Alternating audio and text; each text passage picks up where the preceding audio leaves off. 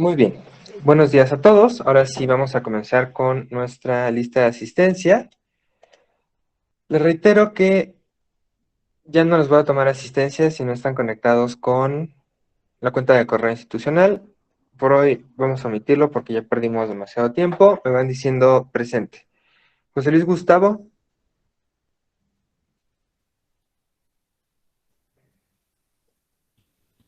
Adán Ulises.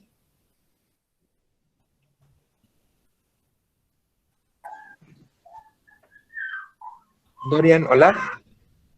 Presente. Hola Dorian, buenos días. Gustavo Hola, González. muy buenos días, maestro. Cristian Eduardo. Ángel León. Presente, Ángel. Lorena Jiménez.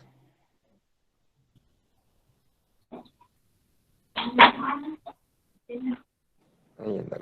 Presente. Luis Giovanni Luna. Presente, maestro. Buenos días, Luis Giovanni. Carla María. Presente. Hola, Carla, buenos días. Diego Armando. Presente, maestro. Buenos días. Y Roslui. Presente. Buenos días, Roslui. Y José Luis Gustavo me dijo que iba a hacer las llamadas. Ok. Muy bien. Entonces, para hablar sobre nuestro tema del día de hoy, vamos a revisar lo referente a sistema normativo y su estructura. Vamos a comenzar a hablar de antinomias, lagunas y colisión de principios. Es un tema largo y complicado. Si no nos da tiempo, lo terminaremos la clase del siguiente sábado. ¿Ok? Nuestro objetivo es hablar sobre el problema antinómico, las lagunas del sistema normativo, la regulación jurídica y otras formas de implicación normativa. Entonces, ese tema básicamente es el referente a los principios normativos.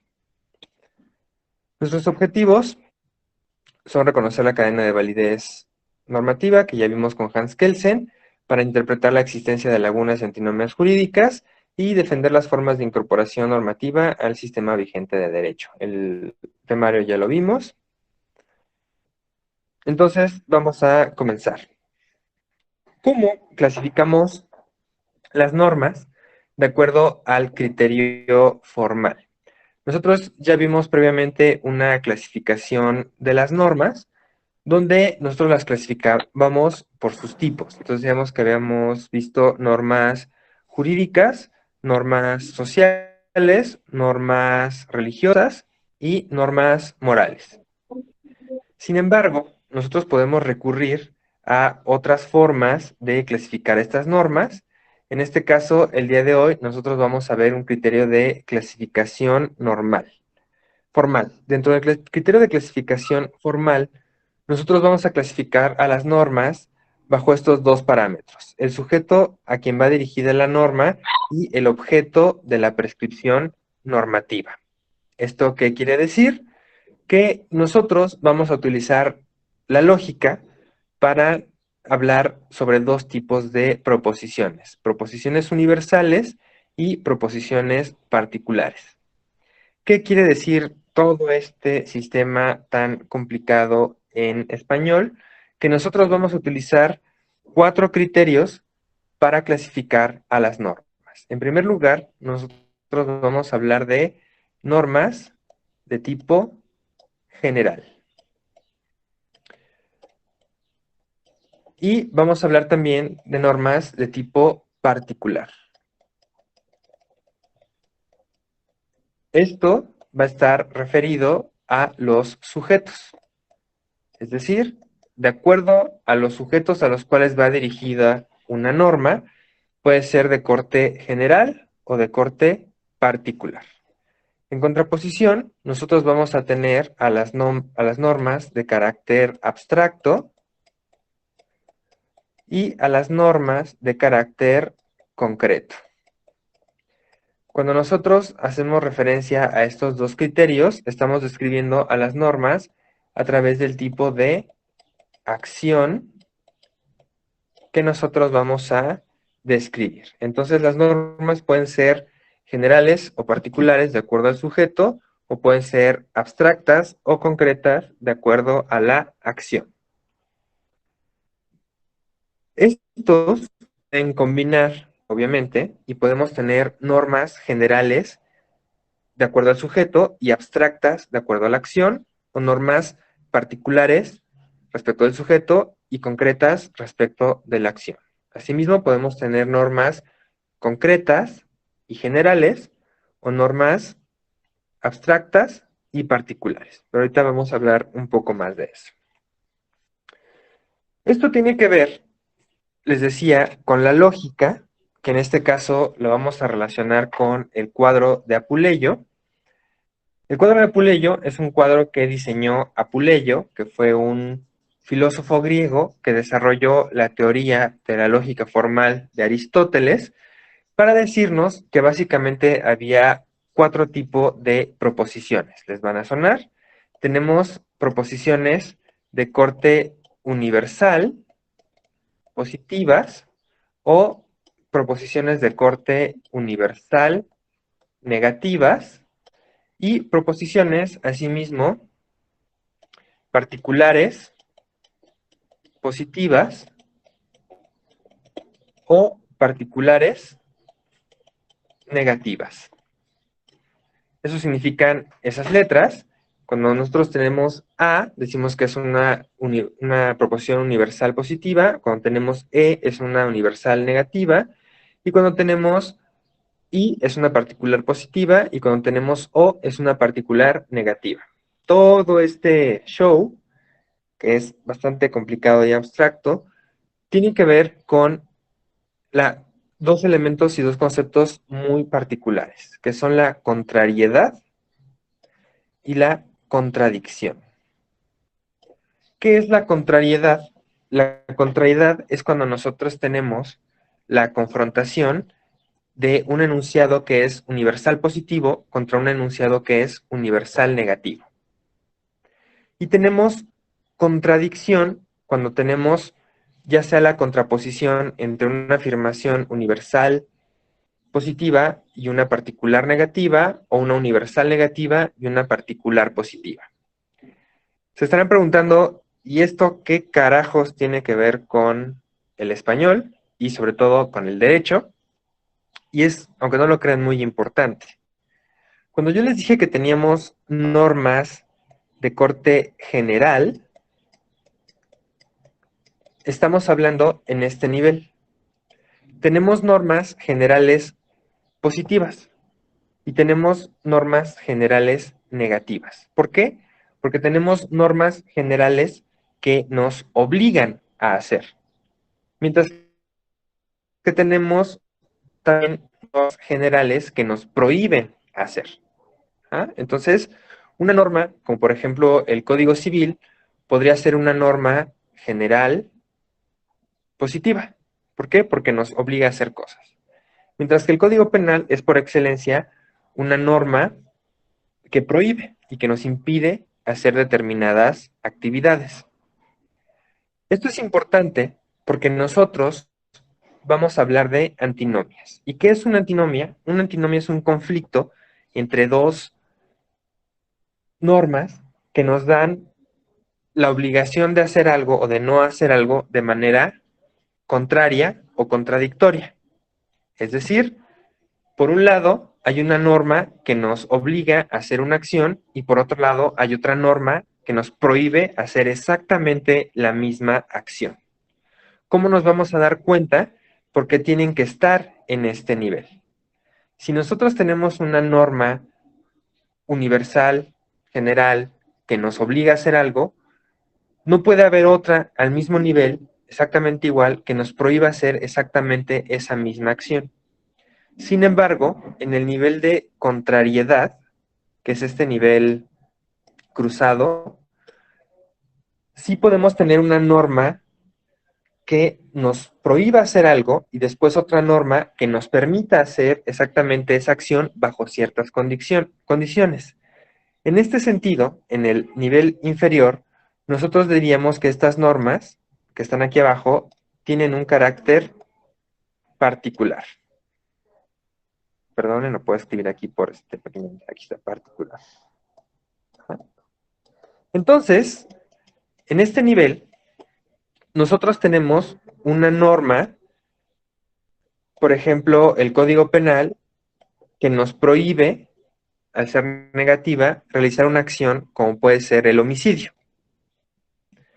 Sin embargo, sí podemos tener una norma de tipo particular positivo que nos permita hacer esa actividad que está prohibida, que es el homicidio. Por ejemplo, en el caso de las Fuerzas Armadas, que en determinadas condiciones pueden privar de la vida a una persona y no consideramos que nos enfrentamos a un homicidio.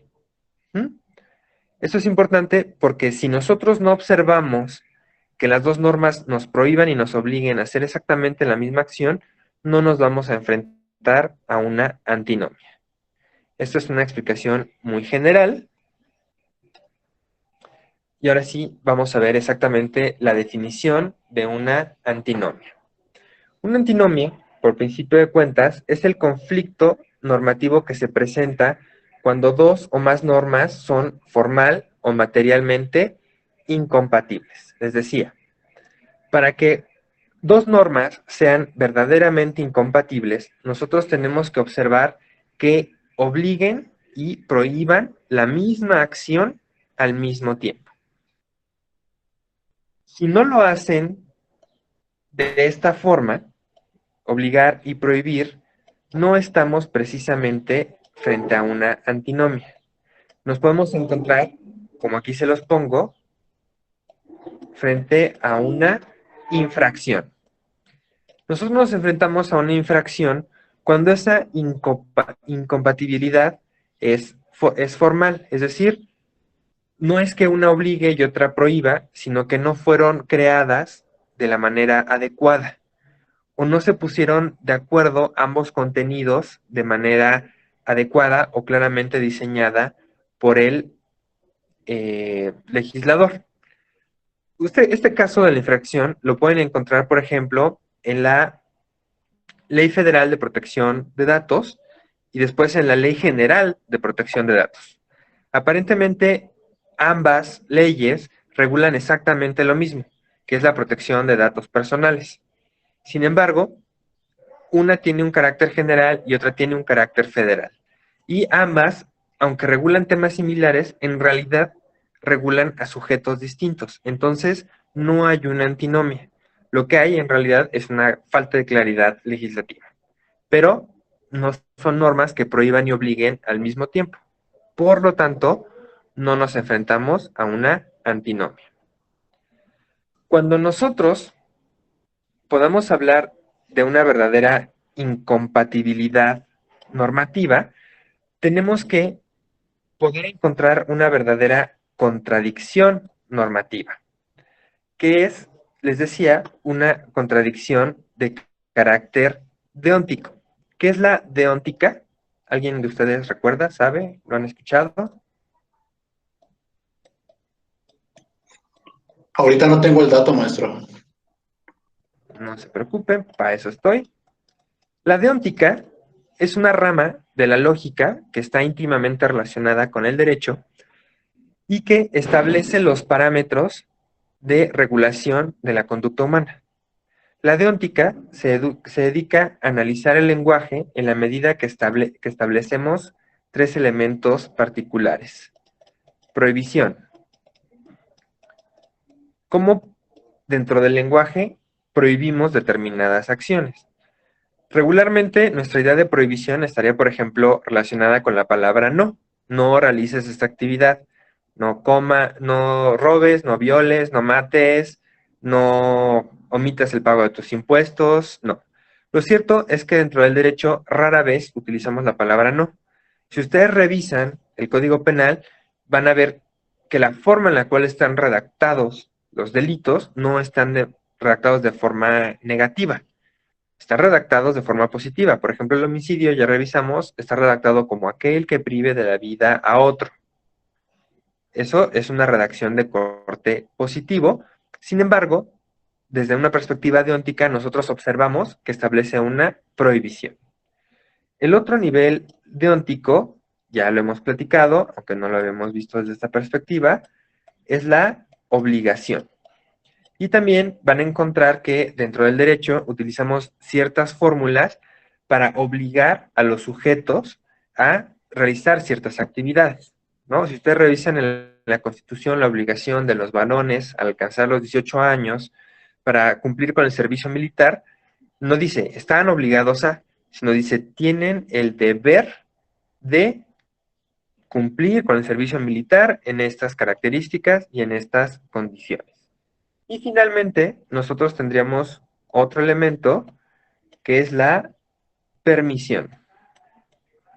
Y la permisión es la posibilidad de llevar a cabo actividades que usualmente están consideradas como prohibidas u obligadas.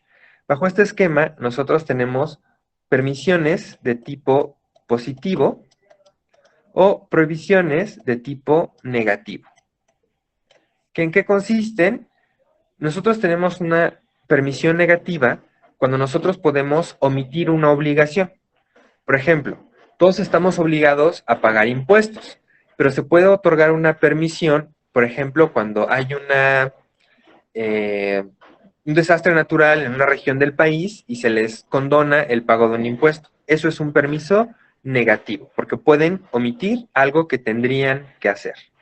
En contraposición, nosotros consideramos que hay una obligación, una permisión de carácter positivo, cuando ustedes pueden realizar algo que está usualmente prohibido por la legislación.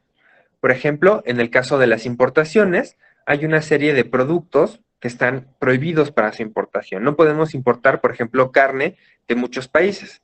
Aunque la carne de Brasil es muy buena, nosotros no podemos importar carne de Brasil. Sin embargo, bajo el mismo ejemplo, si hubiera un desastre natural en México que acabara con la vida de la mayor parte de las reses en nuestro país, nosotros podríamos importar ganado, incluso de Brasil, como mediante el establecimiento de una prohibición positiva que nos permita realizar algo que está usualmente o históricamente prohibido. Y todo esto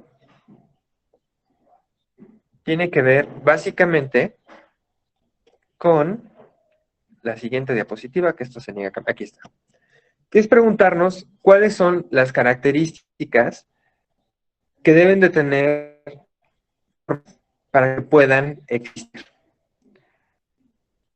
Bajo este esquema, nosotros tendremos que decir que nosotros tenemos que ubicar cuáles son nuestras características de contradicción. Es decir, para que nosotros tengamos una antinomia, tiene que caer en alguno de estos 4 criterios. En primer lugar, nosotros tenemos que encontrarnos con una norma que nos mande a hacer una cosa y otra norma que nos prohíba hacer la misma cosa. Pero esto no es suficiente. Nosotros tenemos que tener una norma que nos manda a hacer alguna otra cosa y otra que no nos permita hacer exactamente esa misma cosa. Y finalmente, cuando nosotros tenemos una norma que prohíbe, mientras que tenemos otra norma que permite hacer exactamente esa misma cosa. Bajo este esquema, les recuerdo que nosotros teníamos nuestro cuadro de Apuleyo. Tendríamos, en primer lugar, nuestra obligación. Si nosotros tenemos otra norma que prohíbe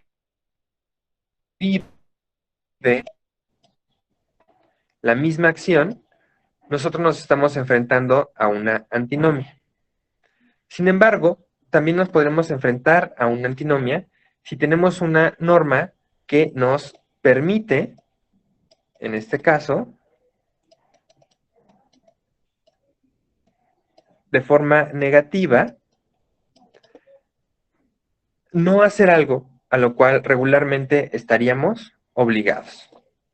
O bien, podríamos tener una norma que nos prohíbe hacer algo, pero por otro lado, tenemos otra norma que igualmente nos permite, en este caso de manera positiva,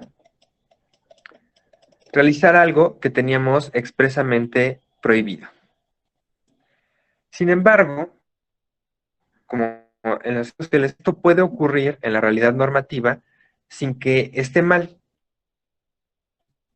sin que ocurra nada que pueda el sistema normativo del Estado buscar crear excepciones a las normas, lo cual no puede ser la regla porque terminaría con acabar con la seguridad jurídica, pero pueden ocurrir casos especiales. Entonces, en primer lugar, nosotros tenemos que investigar si esas normas son incompatibles entre sí.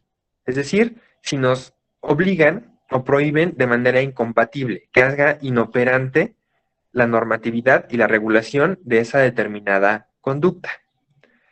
Otro elemento muy importante es que ambas normas tienen que pertenecer al mismo ordenamiento. Es decir, nosotros no podemos asegurar que hay una antinomia entre una norma que prohíbe la pena de muerte y una norma que obliga a la pena de muerte en ciertos delitos, si la norma que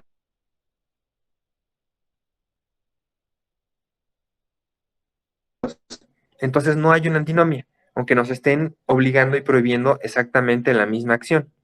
Tienen que ser parte del mismo sistema, lo cual es muy importante a nivel nacional porque como nosotros formamos parte de un sistema federal, tenemos que reconocer cuando las entidades federativas tienen la regulación exclusiva de algunas materias. Cuando esto sucede, no podemos alegar una antinomia por las diferencias que puedan existir entre lo que diga la legislación en Tlaxcala y la legislación en Colima. Solamente puede haber una antinomia cuando pertenecen exactamente al mismo ordenamiento y adicionalmente cuando nosotros observamos que tienen exactamente el mismo ámbito de validez. Es decir, regularmente no puede haber una antinomia normativa entre dos normas, por ejemplo, de dos entidades federativas, porque tienen ámbitos de validez distintos. Asimismo, no puede haber antinomia entre una norma de carácter federal y una norma de carácter local, porque tienen ámbitos de aplicación distintos. Asimismo, tampoco puede haber una antinomia propiamente dicha entre una norma vigente y una norma que ya no está vigente. ¿Por qué? Porque por el ámbito de validez temporal tampoco van a existir al mismo tiempo. Y esto es muy importante porque como aquí les menciono, existen básicamente 4 ámbitos de validez, que son el ámbito de validez temporal, que hace referencia a en qué momento, en qué tiempo una norma es válida. El ámbito de validez espacial, que hace referencia a qué lugar, qué espacio territorial tiene validez una norma. El ámbito de validez personal, que es básicamente a qué sujetos va dirigida esa norma. Y finalmente el ámbito de validez material, que tiene que ver con el área del derecho que regula esa determinada norma. Entonces, nosotros no podemos tener una antinomia, por ejemplo, entre lo que diga el Código Civil y el Código Penal, porque tienen ámbitos de validez material radicalmente distintos. Asimismo, no podemos tener una antinomia entre, por ejemplo, lo fiscal y lo agrario. Son ámbitos materiales que regulan distintas materias del derecho. ¿Dudas hasta aquí? ¿Voy demasiado rápido? Maestro, Dígame, Dorian. bueno, yo para ya como que agarrar un poquito. En materia administrativa, creo que habíamos visto ahorita lo que era el secreto fiscal, a lo que la ley de transparencia nos decía, pues que se tenía que, como es de carácter público, que se tenían que revelar dichas cuestiones. En este caso estamos hablando de condonaciones y cancelaciones. Ahí se podría dar el caso, o sea, si surgiría o la ley de transparencia, pues no recaería sobre la ley fiscal, porque primero fue la ley fiscal y luego la de transparencia. Ah, muy bien. Excelente pregunta, Dorian. Precisamente ahí nos podremos enfrentar a una antinomia. ¿Por qué? Porque nosotros observaríamos dentro de estos ámbitos de validez que son normas que ocurren en el mismo espacio. Son normas, por ejemplo, ambas de carácter federal. Ujú. Ambas normas, que si bien en su totalidad no tienen exactamente el mismo ámbito material, sí son coincidentes en algunas partes, ¿no? Por ejemplo, el tema de los registros bancarios y fiscales. Además, tienen el mismo ámbito de aplicación espacial, ¿no? Son válidas para todo el territorio nacional. Y finalmente, tienen el mismo ámbito de validez personal, porque están dirigidas a los mismos sujetos. Entonces, nosotros tendríamos que revisar sus contenidos para ver si realmente hay una contradicción, si nos están obligando y prohibiendo exactamente en la misma acción, que en este caso sería revelar determinados datos de registros bancarios y fiscales. Si nosotros nos damos cuenta que nos están obligando y prohibiendo exactamente lo mismo, nosotros nos enfrentamos a una antinomia. Y si nos enfrentamos a una antinomia, vamos a tener que resolverla. ¿Y cómo vamos a poder resolverla? Justamente usted me daba un ámbito bastante particular. Antes de pasar a la resolución y siguiendo con su ejemplo, nosotros observaríamos que hay 4 tipos de antinomias, esto de acuerdo a nuestro amigo Alf Ross, que es un autor de realismo jurídico escandinavo que desarrolló mucho este concepto de las antinomias. Desde su perspectiva, nosotros tenemos una inconsistencia total, cuando tenemos dos normas del mismo nivel, con el mismo ámbito de aplicación, con los mismos sujetos, con el mismo ámbito temporal, material y demás, que nos obligan y prohíben exactamente la misma acción. En este caso, les puse un círculo con un marco de otro color para resaltar que es un círculo dentro de otro círculo. Es decir, los tenemos totalmente superpuestos y se anulan el uno al otro. Vamos a preguntarnos si su ejemplo de una norma que nos obliga a dar a conocer esos datos fiscales y bancarios y otra que nos prohíbe dar a conocer esos datos fiscales y bancarios se traslapan totalmente. O bien, si tenemos una inconsistencia total parcial, donde nosotros tenemos una norma que regula, por ejemplo, en este caso, el secreto bancario, y otra norma que no trata de regular exactamente los temas bancarios, pero que toca alguna accionada con información que debe ser pública, gubernamental y la protección de datos personales. En este caso, nosotros tenemos que las dos normas se traslapan, pero solamente en una parte. Prácticamente una queda encerrada dentro de la otra. Y aquí les pongo este ejemplo de un círculo que está contenido dentro de otro. Pero el círculo donde está contenido es muchísimo más grande. Y finalmente, nosotros tendríamos una inconsistencia parcial cuando las dos normas regularmente tienen ámbitos de validez y de aplicación distintos. Cada una regula materias o áreas distintas, como en el caso que usted me da, tenemos una norma que regula el área fiscal, puede ser el Código Fiscal de la Federación, y otra norma que regula temas de transparencia. Aparentemente no tiene nada que ver la una con la otra, pero nos damos cuenta que en algunas partes, en sus ejemplos, los registros bancarios y los registros fiscales se tocan ligeramente, se traslapan solo un poco. Y esto lo podemos expresar a través de estos dos círculos, que no están superpuestos el uno al otro, sino solamente ligeramente encimados. Esto es importante porque ahora sí, nosotros tendríamos que resolver la antinomia que nos plantea Dorian. ¿Qué norma debe prevalecer? El Código Fiscal de la Federación, que establece una protección a estos datos, un secreto, o la norma de transparencia que nos dice que tenemos que dar a conocer estos datos. Nosotros tendríamos básicamente 3 criterios tradicionales para resolver estas antinomias, que es el criterio jerárquico, el criterio cronológico y el criterio de especialidad. ¿A qué se refieren estos criterios? A la forma en la cual nosotros vamos a determinar qué norma es más importante. En primer lugar, nosotros tendríamos un criterio jerárquico donde nosotros vamos a reconocer, ¿se acuerdan? Dentro de nuestra cadena de validez, que decíamos que la validez de una norma depende de otra norma superior. Nosotros, sabiendo que hasta arriba tenemos a la Constitución y hasta abajo tendríamos, por ejemplo, a una sentencia, para poder determinar, en el caso que usted me da, qué norma debe prevalecer, nosotros podríamos tratar de determinar si alguna de estas es superior a la otra. En este caso, si el código fiscal es superior a una ley de transparencia. En este caso, nos tendríamos que dar cuenta que ese código y esa ley tienen el mismo carácter. Fueron creados por la misma autoridad y tienen el mismo nivel normativo.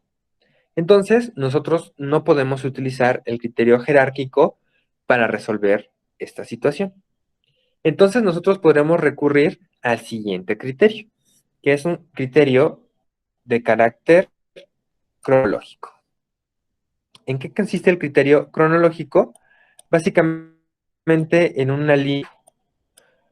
Nosotros observamos dentro del sistema normativo que los legisladores no crean todas las normas exactamente al mismo tiempo.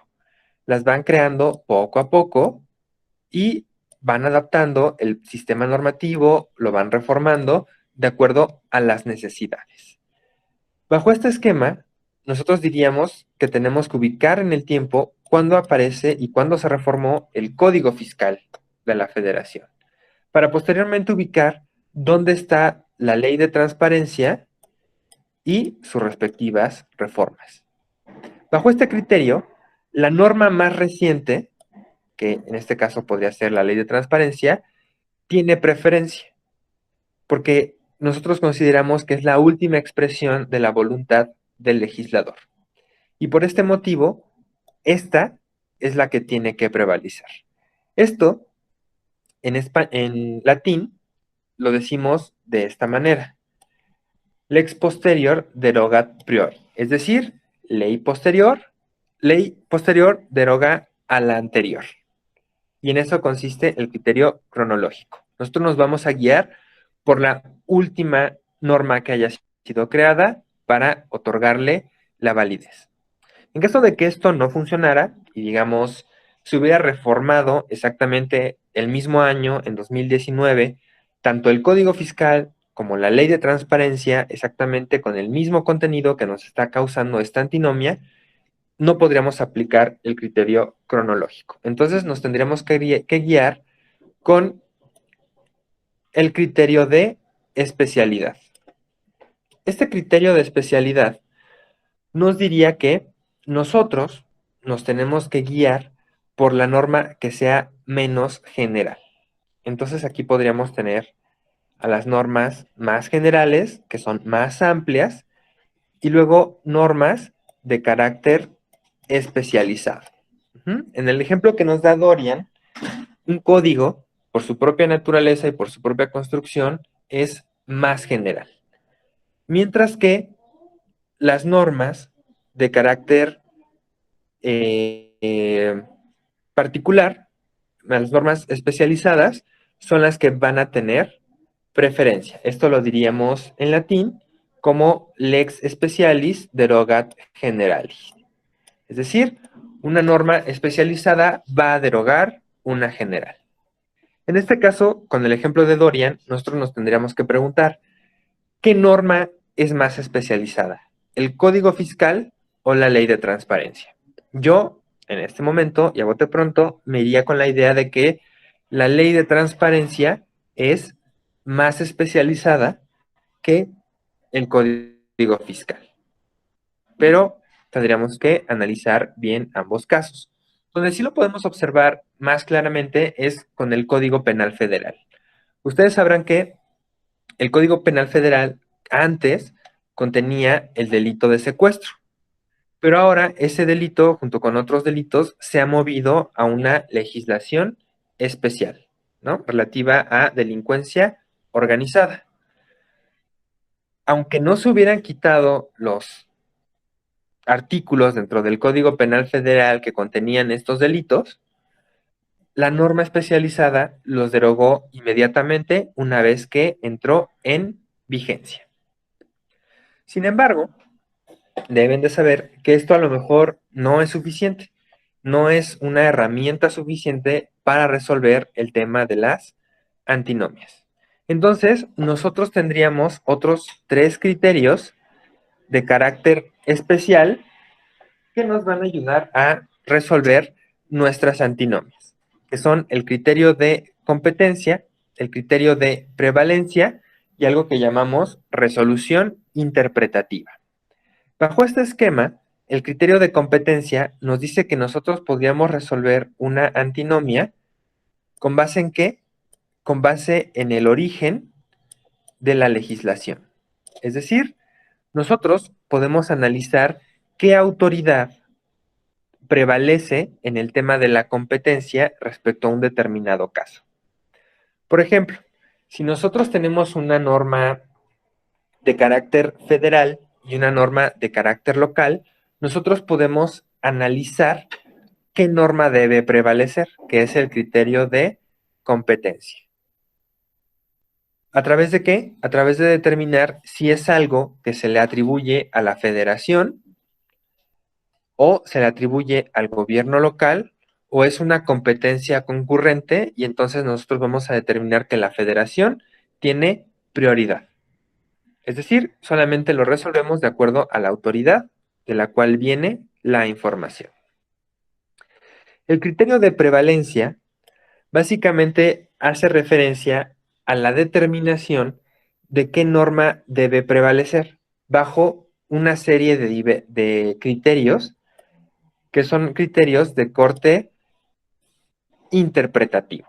Es decir, nosotros vamos a tratar de determinar qué norma debe prevalecer de acuerdo a criterios como por ejemplo de no dañar, es decir, la norma que sea menos dañina o que no dañe a los gobernados es la que deberá prevalecer. Otro criterio que puede ser, por ejemplo, la limitación a la prohibición, es decir, si nosotros tenemos una norma que prohíbe y otra que permite, nosotros vamos a irnos por la norma que permite. ¿Por qué? Porque el Estado debe de limitar solamente por excepción. Aquello que está prohibido es lo que menos debe de existir dentro del derecho. ¿Por qué? Porque es una carga para la sociedad. Y entonces el derecho lo debe de evitar. Y finalmente, la resolución interpretativa, que en realidad este es el criterio que más se utiliza, casi nunca van a ver en uso los otros criterios, es un criterio que utilizan los jueces en el cual buscan cuáles son las expresiones o cuáles son los contenidos normativos que están causando esa antinomia y le dan una interpretación a las palabras para que ya no causemos esta situación. Aquí solamente les tengo un ejemplo que es muestra de nuestras malas praxis en la creación de la legislación, que es cuando derivado de la obligación del Estado mexicano al firmar el tratado sobre la protección de los derechos de las niñas y de los niños, el Senado de la República, al crear la Ley General de Protección a los Derechos de los niños y de las niñas, se le ocurrió hacer algo muy curioso. En lugar de ponerlo tal cual venía en el tratado, lo puso como la Ley General de Protección a los Derechos del Niño. Lo cual es complicado en esta época porque si bien dentro del español el masculino, cuando lo usamos para generalizar, contiene hombres y mujeres y no excluye a las mujeres, algunos legisladores decidieron iniciar una acción de inconstitucionalidad ¿Por qué? Porque se consideraba que esa redacción excluía a las niñas de la protección de los derechos. Entonces, la Suprema Corte de Justicia de la Nación, con 700,000 pesos al mes por cada ministro de la Suprema Corte, decidió que tenía que analizar el caso y tenía que resolver el caso. Entonces, ¿cómo podíamos resolver esta antinomia al momento de que una norma, un tratado internacional decía que teníamos que proteger los derechos de las niñas y de los niños, mientras que la norma nacional decía que solamente teníamos que proteger los derechos del niño? Fue la resolución a través de una interpretación. Esta resolución interpretativa básicamente decía lo siguiente: donde dice el niño, léase el niño y la niña. Entonces, no se cambió el texto, no se derogó esa norma, simple y sencillamente se interpretó que donde dice que solamente se refiere a un género, en realidad se refiere a ambos géneros. Esa es la forma que más se utiliza, sobre todo que más se utiliza por la Suprema Corte de Justicia de la Nación. ¿Por qué? Porque si la Suprema Corte de Justicia se dedicara a invalidar y eliminar todas las normas que causan antinomias porque están mal construidas por parte del Poder Legislativo, entraría en conflicto con ese Poder Legislativo. Y eso podría devenir en un conflicto entre dos poderes de la Unión que no deben de pelear entre ellos, sino que deben trabajar de manera conjunta. Para evitar esta situación, la Suprema Corte de Justicia y la mayor parte de los tribunales nos dan interpretaciones de la norma para resolver las antinomias. ¿Dudas hasta aquí? No, maestro, sí está muy bien. No, maestro, ninguna. Sin duda, Gracias. todo bien. No, maestro, gracias. Agradezco. Perfecto, muchas gracias. Entonces, lo que seguirá a continuación es hablar sobre qué es una laguna. Una laguna es otro caso donde nosotros utilizamos la polisemia dentro del derecho. Ustedes sabrán que las lagunas son cuerpos de agua con salida al mar o a un río. Pero en el caso del derecho, nosotros utilizamos la expresión laguna para referir una situación muy particular en la cual el derecho, como sistema normativo, tiene la obligación de resolver todos los casos que se le presentan. Sin embargo, se enfrenta a un caso en particular donde no tiene una norma adecuada para resolver ese caso que se le presentó. Cuando el derecho no tiene esa norma adecuada para resolver los casos, decimos que nos enfrentamos a una laguna, a un espacio vacío dentro del derecho. Y esto es muy común, aunque como habíamos visto en clases anteriores, la plenitud del ordenamiento jurídico es una de las pretensiones más importantes de todo sistema normativo, donde cubre todos y cada uno de los casos que tiene que regular. Lo cierto es que, por la propia naturaleza histórica del derecho, los códigos, las leyes, las constituciones tienden a envejecer, a desactualizarse. Siempre aparecen nuevas tecnologías, nuevas relaciones, nuevos sistemas que no están regulados por las normas, simple y llanamente porque no existían en el momento en el que se crearon esas normas. Este es el caso, por ejemplo, del comercio electrónico. El comercio electrónico no existía hasta que no se inventó Internet. Toda la humanidad, durante toda su existencia, había comerciado productos, pero nunca a través de este medio especial. Entonces, naturalmente, cuando comenzó a desarrollarse este mercado, había muchos espacios en blanco donde la legislación no tenía reglas aplicables exactamente a cada caso. Un caso muy particular que se acaba de resolver es el de el del pago de los impuestos que se tenía que hacer por el comercio electrónico. Apenas en el mes de junio comenzó a imponerse el pago de impuestos a todas las plataformas electrónicas de comercio, que van desde venta de audiovisuales, como puede ser Netflix, Amazon Prime, o a través de plataformas de venta de productos, como puede ser Mercado Libre o Amazon, que no venían pagando impuestos. ¿Por qué? porque no había una norma particular hasta que se creó una en especial. Aquí es muy importante que les haga énfasis. Solo es laguna algo que se tiene que resolver por el derecho y no hay una norma para hacerlo. Si el derecho no tiene una norma para regular algo, pero no se presenta un conflicto normativo en ningún momento, eso no tiene por qué estar regulado. Ajá. Aquello que no está regulado por el derecho es una libertad de los ciudadanos y no tiene por qué estarlo regulado hasta que se presente una necesidad en particular. Bajo este esquema, nosotros diríamos que hay tres tipos particulares de lagunas, que son las lagunas normativas, las lagunas axiológicas y las lagunas de reconocimiento. Las lagunas de tipo normativo es cuando de verdad nosotros nos enfrentamos a un caso en el cual tendríamos que resolverlo, pero no hay ninguna norma. Ya revisaron todos los códigos, todas las leyes especiales, leyes secundarias, tratados, constituciones, ya revisaron por todos lados en el sistema normativo y no hay una sola norma aplicable al caso. Entonces, netamente podemos decir que hay una laguna normativa. El otro tipo, las lagunas axiológicas, como ustedes recordarán, la axiología es una rama de la filosofía que se dedica al estudio de los valores a través de parámetros de bondad y de maldad. Nos diría que nos enfrentamos a una laguna cuando el derecho tiene una legislación, tiene una regla aplicable al caso, pero esa regla aplicable al caso no es justa o no es buena, de acuerdo a los parámetros axiológicos que estemos aplicando en el momento.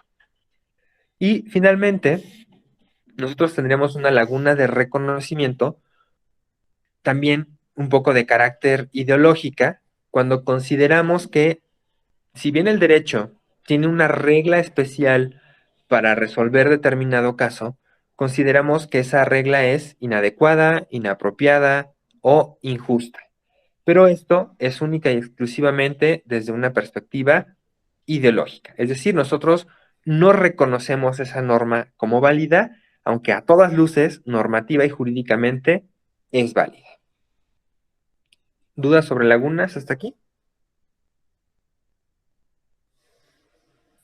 No, maestro. No me No, quedó maestro, ninguna diga. duda. Muy bien explicado. Se podría decir, Esteban, dígame, Dorian.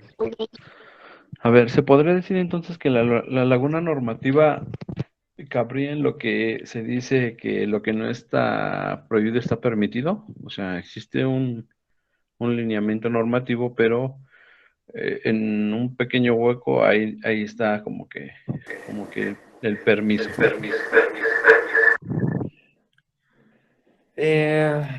Vamos a ponerles esa situación con un ejemplo en particular. Las drogas, ¿no? Ujú. Si ustedes revisan, por ser un tema de derecho penal, que ya habíamos platicado, es de aplicación estricta, es decir, tenemos que tener una norma que lo prohíba y no podemos recurrir ni a la analogía ni a la mayoría de razón. Dentro del sistema penal, nosotros tenemos una lista de sustancias prohibidas que no pueden consumir las personas y que no se pueden traficar. Por ejemplo, la marihuana, la cocaína, la codeína, la epinefrina y un montón de efrinas y de sustancias, una lista bastante larga que no se pueden transportar, vender, comerciar, consumir. Pero supongamos que ustedes descubren en su jardín una planta que no es ni cannabis sativa, ni peyote, ni ayahuasca, ni nada de lo que viene en la lista. Pero se la comen y se dan cuenta que les da un viajezote. Y ustedes la buscan en los registros botánicos, encuentran su nombre científico y se dan cuenta que se llama camomila. Y la camomila no está prohibida en ningún lado, pero les da un viajezote. Eso entraría dentro del esquema que nos dice Dorian. No estaría prohibida, aunque sea peor que la marihuana, aunque sea peor que la cocaína, aunque sea peor que la heroína. Mientras el derecho no lo regule, no puede estar prohibido. Sin embargo, para que sea una laguna, nosotros tendríamos que estar obligados a resolver algo sobre ese caso. Por ejemplo, que ustedes la comienzan a cosechar, la comienzan a vender y comienza a generar un problema de salud público peor que la marihuana. Sin embargo, cuando llega el Estado mexicano junto con la DEA a querer apresarlos y meterlos a la cárcel, no lo va a poder hacer. ¿Por qué? Porque no hay una norma específica para sancionarlos por la producción, transporte, venta y consumo de esa nueva sustancia que se llama camomila. Esa es una laguna y esa es una laguna normativa y es la única laguna verdadera. Cuando el derecho tiene que resolver un caso, pero no tiene una norma específica para hacerlo. Ajá. Ok. Entonces se Perfecto. puede interpretar que se puede hacer lo que la ley no puede regular aún. Yo le diría que en este caso, que es distinto de laguna, pero Ajá. pues, ustedes pueden hacer todo lo que no esté estrictamente prohibido por el derecho. Que aún Por no ejemplo. sea esclarecido, como decía, ¿no? Que no tenga todavía Ajá. leyes o algo. Exactamente. Digo, el derecho tampoco busca regular exactamente todo. O sea, no creo que nunca, o espero que nunca me toque vivir en un lugar donde el derecho regule la forma en la cual tenemos que limpiarnos el trasero cuando vamos al baño. O sea, ustedes lo pueden hacer de la forma y con la técnica que quieran, ¿no? Porque el derecho no lo regula ni lo va a regular. Quiero creer, porque si ustedes revisan la Biblia, resulta que sí está regulado, pero gracias a Dios ya no vivimos bajo el derecho canónico. Entonces, si ustedes se pueden encontrar con dos casos, ¿no? Conductas nuevas que nunca han estado reguladas por el derecho que acaban de darse o de crearse. Y finalmente, conductas que al derecho pues nunca le ha interesado regular, porque el derecho no intervenir un exceso por parte del Estado, regularlas, ¿no? Son casos que ustedes pueden encontrar, por ejemplo, en los regímenes autoritarios. Los regímenes autoritarios van a comenzar a regular una serie de actividades humanas que el derecho pues no regula. O sea, por ejemplo, en el caso o en el entorno de esta pandemia global del COVID-19, el derecho no regula el tema de las agrupaciones pacíficas, ¿no? Se simple y sencillamente dice que tenemos ese derecho, que mientras sean pacíficas y no tengan ningún tipo de finalidad ilegal, todos podemos agruparnos y juntarnos y convivir, ¿no? O sea, las fiestas nunca han sido ilegales. Lo que nos causa conflicto ahora es que tenemos una laguna, porque quisiéramos poder obligar a las personas a que no se reúnen y a que no se aglomeren, pero no podemos, porque es un derecho reconocido en la Constitución y no tenemos ningún tipo de legislación específica que nos permita regular ese tipo de reuniones, ni siquiera en el entorno de esta pandemia, cuando a lo mejor sería la solución más sencilla para evitar la difusión del virus y salvar a la humanidad de su extinción. Es un poco exagerado, pero eso es lo que podría pasar. Entonces, esa es una laguna. ¿Sí les queda más o menos clara la distinción que hago? Sí, maestro. Sí, ya quedó más claro. Muchas Sí, gracias. muy bien. Todo claro, maestro. Gracias, Diego. Muy bien explicado, maestro. Muy bien. Entonces, ahora sí, les decía, dentro de las lagunas normativas, nosotros, aquí se los muestro con los círculos, como es el caso de las antinomias, nosotros nos enfrentamos a un caso en el cual tenemos un sistema normativo ya completo, marcado dentro de su círculo, pero fuera de él nos encontramos con un caso que no está regulado. Tiene que estar fuera del sistema normativo. Para que sea una laguna normativa, esto tiene que suceder tal y como lo ven aquí en la pantalla. Si fuera un caso que está dentro del sistema normativo, pero no nos gusta cómo se regula, no es una laguna normativa, es una laguna axiológica o una laguna de reconocimiento. Finalmente, las lagunas normativas son las más importantes porque estas sí las tenemos que solucionar. Tenemos que encontrar una forma de dar una respuesta a un caso, aunque no se encuentre regulado por el derecho.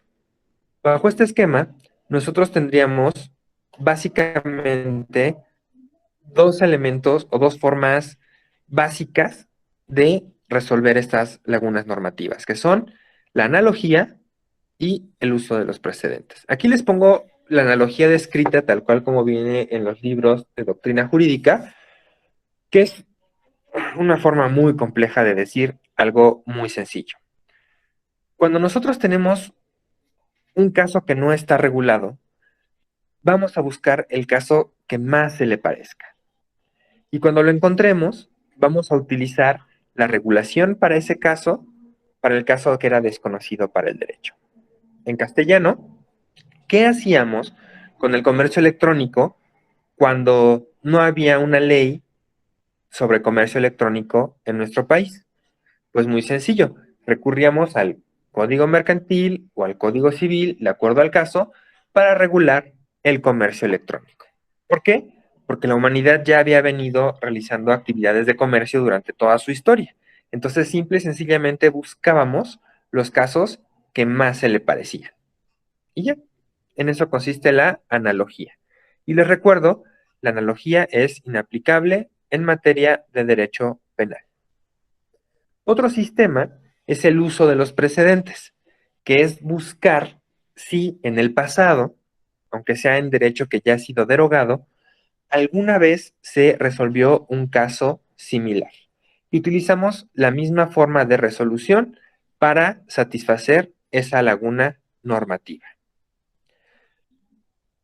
Habría básicamente otras formas de resolución de lagunas normativas. Una de ellas es, por ejemplo, la supletoriedad, ya hemos platicado de ella.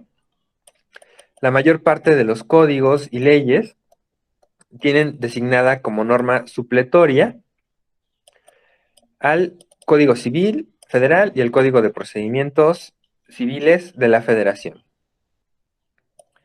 ¿Por qué? Pues porque son normas que vienen con un largo bagaje histórico, prácticamente desde el derecho romano, hace 2000 años, entonces tienen respuesta para casi todo. Y las utilizamos de forma supletoria como un mecanismo de analogía. Buscamos qué se parece dentro de estos códigos y lo utilizamos para resolverlo todos aquellos casos donde no tenemos una respuesta. Así, las lagunas axiológicas, les hacía el comentario, existen básicamente cuando nosotros consideramos que la respuesta al caso concreto no es la adecuada.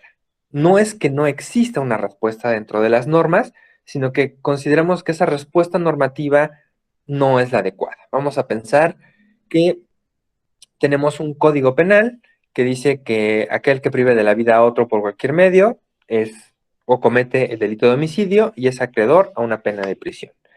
Pero nos enfrentamos a un caso en el cual una mujer asesina al hombre que intentaba o que logró violarla. Axiológicamente, a lo mejor nosotros podríamos decir que pues ella no cometió un delito, que fue defensa personal, que debería estar exonerada, que el otro era un monstruo que la violó, pero lo cierto es que el derecho ya nos dio una respuesta. Simple y sencillamente esa respuesta no nos gusta. Usualmente la mejor forma de resolver esta situación no podría ser a través de una interpretación normativa. ¿Por qué? Porque ya vimos que el derecho penal es de estricto derecho y no se debe interpretar. Entonces, la única forma de resolución sería a través de la reforma, es decir, de la transformación de las normas jurídicas que consideramos inapropiadas para dar una respuesta mucho más adecuada a la sociedad. En teoría, esta es la razón por la cual nosotros tenemos la posibilidad de transformar el sistema normativo. El propio sistema normativo, en la propia Constitución Política de los Estados Unidos Mexicanos, tenemos el sistema de reforma, abrogación y derogación de las normas de acuerdo a nuestras propias necesidades. Sin embargo, me quedo con esta conclusión: el reconocimiento de este tipo de lagunas, donde la respuesta ofrecida por el derecho no es la más adecuada, sí es importante y sí es relevante. ¿Por qué? Porque las normas jurídicas deben estar relacionadas con la realidad social. Es decir, Las normas tienen que estar de acuerdo a lo que siente y opina la sociedad para que los integrantes, las personas, deseen obedecer al derecho. Y aquí yo les pondría un ejemplo muy politizado y muy pleno de discusiones, cuando no debería ser así, que es el tema del aborto. Si ustedes observan la realidad es que las mujeres, por N cantidad de motivos, quieren decidir sobre sus cuerpos y realizarse a veces, y por motivos excepcionales, un aborto. La legislación, como existe en varios estados de la República, como Baja California Sur, Querétaro y otros estados muchos como Guanajuato, dictan que prefieren proteger la vida sin importar lo que opine esa mujer. Y lo cierto es que ellas lo siguen haciendo y solamente ponen en riesgo su vida al hacerlo en condiciones insalubres y peligrosas. Si la mayor parte de la sociedad opta por que las mujeres deberían de tener la capacidad de decidir, es decir, no la obligación de, sino decidir si lo quieren o no realizar, el derecho debería transformarse y adecuarse para reconocer esta posibilidad de decisión y que las mujeres lo puedan decidir libremente en cualquier momento. Pero eso ya es una opinión personal, de nuevo, sumamente politizada. Finalmente, quedarían las lagunas ideológicas o de reconocimiento. Nos va a faltar este tema, formas de regulación de las lagunas normativas y el tema de los principios, temas que me gustaría dejar para la siguiente clase. Nos vemos el próximo sábado, igual en este horario, y les pediría que entonces realicen su examen después de que tengamos la clase. En reconocimiento a que